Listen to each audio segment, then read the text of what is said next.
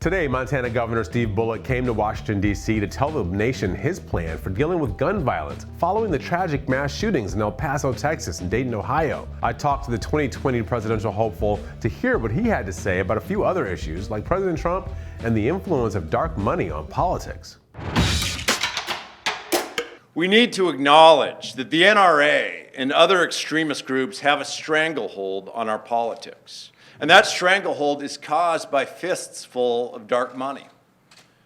When I was growing up, the NRA, it was a hunting, gun safety, and shooting organization.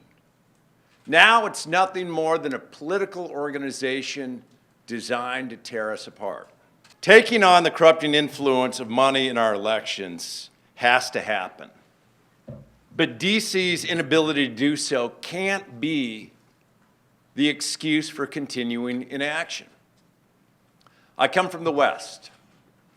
Our tradition of hunting and fishing, hiking and exploring, it runs deep. I'm a hunter and I'm a gun owner. And let me say that as a hunter, no real hunter needs a 30-round clip. No real hunter needs a weapon of war. No real hunter needs a bump stock. And no real hunter wants a terrorist or a domestic abuser or a violent felon or someone wrestling with mental illness or alienation to get his hands on a weapon. You said at one point you thought Donald Trump was a racist. I don't know if I've heard you say that before. Well, I think that, look, the language that he used is to divide people. It is completely to use race to divide us as a country.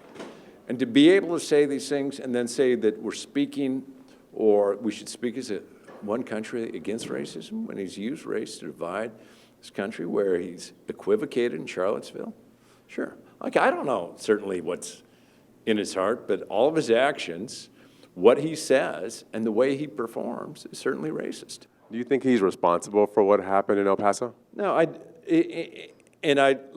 reject the question in as much as that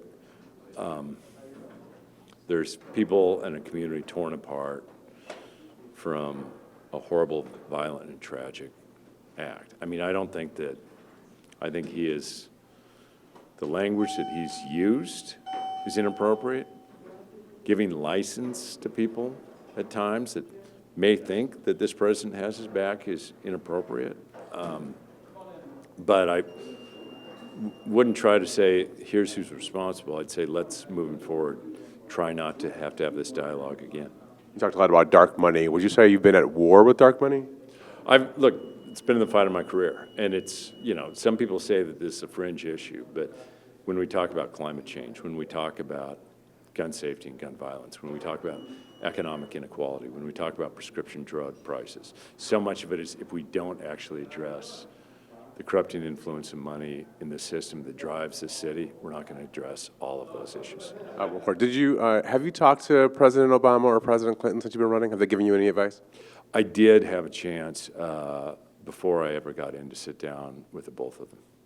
And, anything you want to share? No, they're great conversations, but nothing that I'd probably want to share. I did notice that you talked about the American dream. We don't hear a lot of the Democratic candidates ever utter the two words, the American dream. Why do you do it, and why isn't anybody else doing it? Well, I'm not sure why no one else is doing it, but this really is about, look, when the economy in Washington, D.C. doesn't work for them, for most folks out there, I think that's what's led to Donald Trump being able to divide this country in part.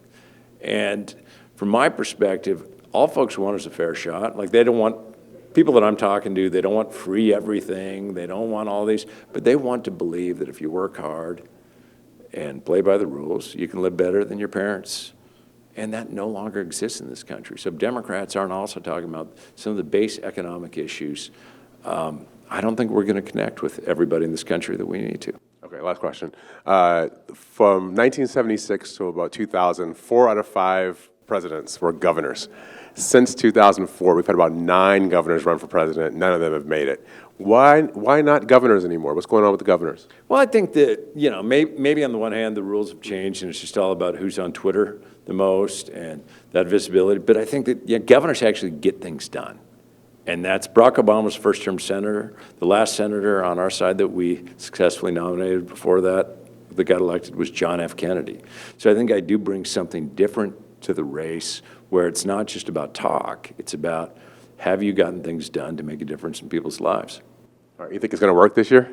Yes, I do. All right, thanks a lot. Thanks for watching Hill TV on YouTube.